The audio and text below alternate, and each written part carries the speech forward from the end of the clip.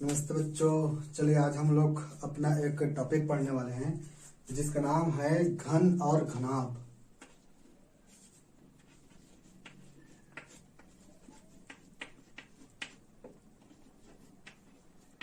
तो आप सभी ने घन और घनाभ को देखे होंगे और अपने डेली लाइफ में इसको महसूस किए होंगे कि भाई घन और घनाभ क्या होता है। तो चलिए हम लोग बात करते हैं शुरू घनाभ से, उसके बाद हम लोग आएंगे घन में। आज एक बेसिक एग्जांपल से हम लोग चालू करेंगे, फिर और आने वाले वीडियो में हम लोग जो है इस पार्ट को और अच्छे से आगे बढ़ेंगे। तो चलिए देखते हैं क्या है हमारे पास घनाभ। तो ये चित्र तो सभी लोग पहचाने होंगे। ये हमारे पास है एक प्रकार का आयत। इसको हम लोग क्या कहेंगे? आयत कहते हैं। इसको आयत कहते हैं, सब जानते हैं। इस आयत का क्षेत्रफल हम लोग किसे कहेंगे और इस आयत का परिमाप किसे कहेंगे? तो सबसे शुरू हम बात करेंगे क्षेत्रफल किसे कहेंगे और दूसरा हम लोग बात करेंगे परिमाप किसे कहेंगे। तो आयत का क्षेत्रफल और परिमाप क्या क्या है देखते हैं।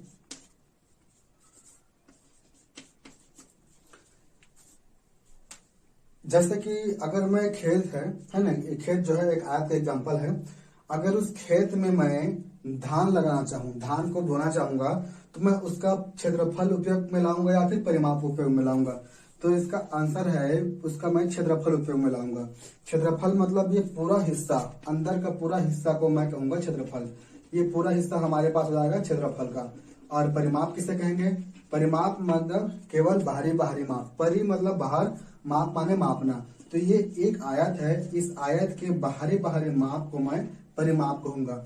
जैसे कि इसका मैंने एग्जांपल बताया कि एक खेत में मैं धान बोना चाहूंगा, तो उसका मैं क्षेत्रफल निकाल के धान बोऊंगा और जो धान मुझे मिलेगा वो क्षेत्रफल के हिसाब से मिलेगा। क्षेत्रफल का उपयोग हम लोग इधर पूरे हिस्से में करेंगे, माने हर एक हिस्सा को हम लोग बोलेंगे इसका क्षेत्रफल। हर एक कोना जो है, हर एक कोना का माप, हर एक कोना का, इस डिब्बा के, इस आयत के कोई भी बिंदु नहीं छूटेगा, इतना भी हिस्सा नहीं छूटेगा।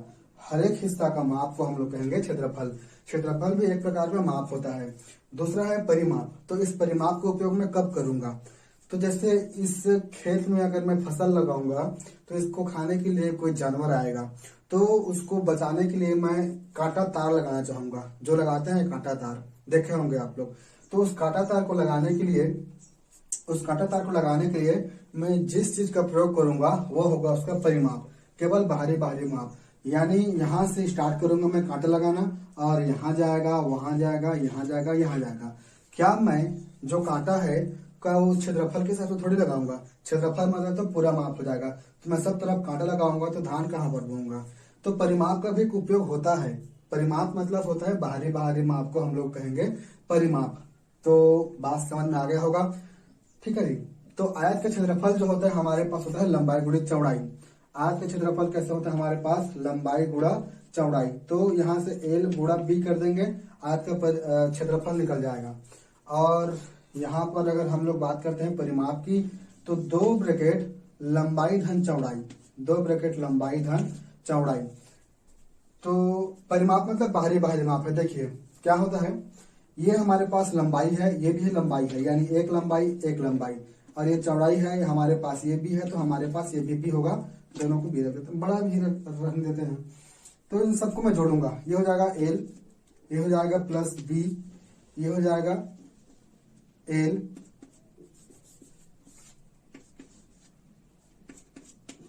ये हो जाएगा बी। इन दोनों को जोड़ूं तो ये हो जाएगा 2l प्लस 2b। इन दोनों में 2 कॉमन है, 2 कॉमन निकाल दिया, l प्लस b। ये है। अगर हमारे पास जैसे कि ये पंचभुज है, इसका परिमाप अगर कोई कहे तो हमने 6वीं क्लास में पढ़े होंगे, इन सभी भुजा का योग कर दो। ये भुजा जितना है प्लस ये, इसको प्लस, इसको भुजा नाप के प्लस, इसको भी नाप के प्लस, इसको भी नाप के प्लस, माने 500 प्लस करना पड़ेगा। 1 2 3 4 5, 5 बार प्लस करो और जो भी आंसर आएगा वो इसका हो जाएगा परिमाप। तो परिमाप बहुत सिंपल होता है। हमको दिक्कत ही होती है क्षेत्रफल पे, चाहे वो आयत का हो या फिर घनाभ का हो या फिर घन का हो, ठीक है जी। तो केवल बाहरी बाहरी माप को हम लोग परिमाप करके परिमाप आसानी से निकाला जा सकता है। तो चलिए अब हम लोग बात करते हैं घनाभ की। हमने आयत के बारे में समझा क्षेत्रफल और परिमाप के हिसाब से। अब बात करते हैं घनाभ क्या है।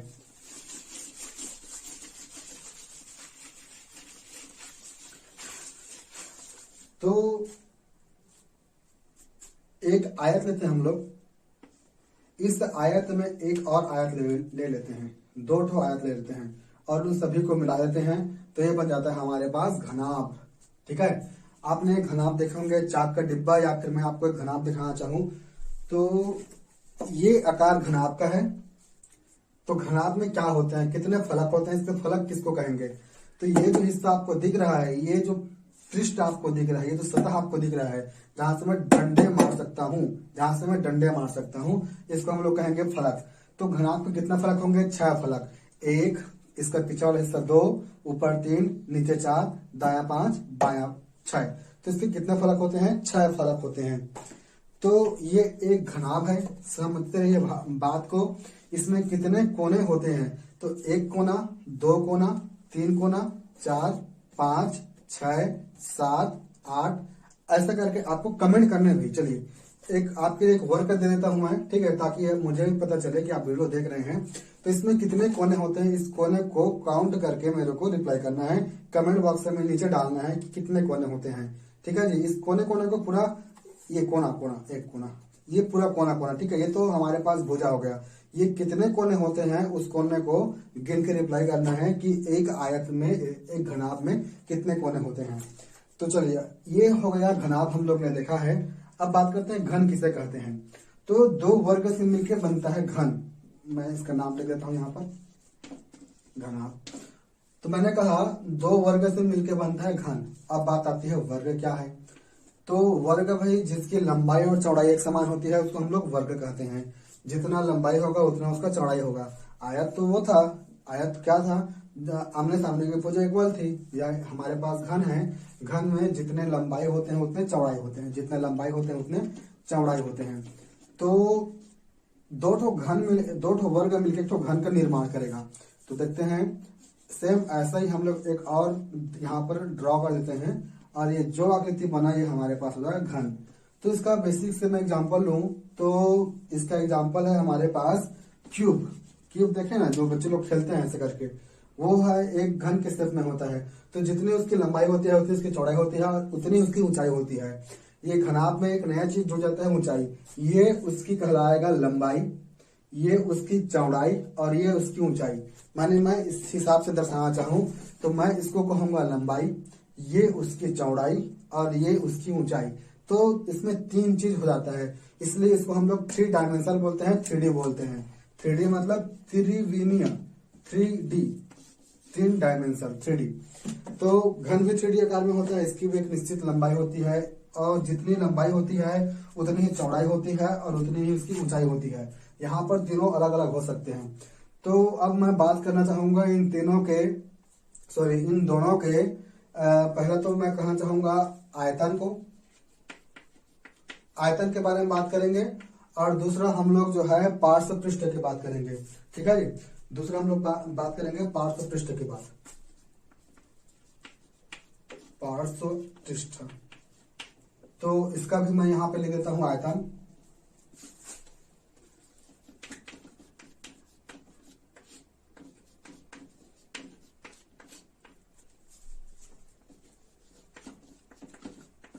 तो आयतन क्या होता है देखते हैं। जिस प्रकार से हम लोग जो है क्षेत्रफल निकालते हैं लंबाई गुणी चौड़ाई करके, वैसे ही इसका आयतन निकलेगा। आयतन का मतलब ये है, अगर मैं इसका आयतन निकालूं, इस घनाभ का आयतन निकालूं, तो मेरे को ये आयतन ये बताना चाहेगा कि इसके अंदर में कितने समान आएंगे। मान के चलिए इस घनाभ का आयतन समझ लेते हैं 1600 है। तो यहाँ पर जो है 1600 का जो भी इकाई होगा वो पूरा अंदर 1600 आएगा। ठीक है जी। अगर बात करते हैं एक चाक का डिब्बा है जिसका आयतन जो है 1600 है, ठीक है, तो उसमें 1600 चाक के डिब्बे आ सकते हैं। तो आयतन क्या करता है, आयतन वो माप करता है जो अंदर के सारे माप होते हैं, अंदर में जितने भी जगह होते हैं उन पूरे को माप को कर लेता है। माने यहाँ पर हर एक हिस्सा की वो माप करता है। जैसे हम लोग उसमें किए थे ना, खेत के माप कैसे किए थे, क्षेत्रफल निकाल के किए थे, तो क्षेत्रफल में क्या होता था कि हर एक हिस्सा को माप, माने ऐसा कोई हिस्सा नहीं था जहां पर छूटा नहीं था। तो आयतन भी वही काम करता है, हर एक हिस्सा का माप, ये कोना कोना कोना नहीं, बल्कि पूरे हिस्सा का माप, इतना पूरा हिस्सा आ जाएगा इसके आयतन निकालने से।